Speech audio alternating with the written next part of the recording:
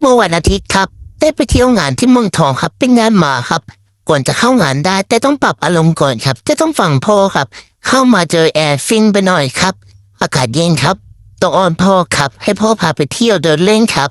และนี่ครับเต้เป็นหมาเด็กดีแล้วนะครับ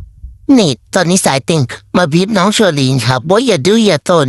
มีอะไรต้องฟังพี่เดี๋ยวก็ให้พี่เดินนำนี่พี่เดินตามครับนี่แหละครับพี่บาสุดสวยสาวเซ็กซี่ซูซ่าใส่ชุดสีฟ้าโอ้โหคนนี้ครับคนนี้ชื่อพิธีครับโอ้ยคนเนี้ยเต้หลักที่สุดเลยเต้เล่นตั้งแต่เป็นเบบีค่ะละเต้ตั้งแต่4 เดือนจนตอนเนี้ยเต้2 ขวบเต้หลักพิธีสุดหัวใจพิธีเต้ขอกดนะครับกดเติมพลังหน่อยครับเลี้ยงน้องเหนื่อยมากเลยครับเดี๋ยวไม่เชื่อครับว่าเต้เป็นหมาเด็กดีนี่พ่อสาธิตครับเรียกแล้วก็เดินกลับมาเลยครับเห็นไหมครับว่าเต้นนิวเวอร์ชันครับหมากARสมาร์ทด็อกแบบคาราเต้หลบARต้องใส่แพมเพิร์สด้วยครับ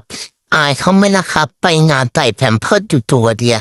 โอ้ยเขินเขาแย่เลยพ่อเสื้อผ้าก็ไม่ใส่แพมเพิร์สดูเนี่ยก็ต้องมาARจะเดินสายตุดยกซ้ายยกซ้ายยกขวา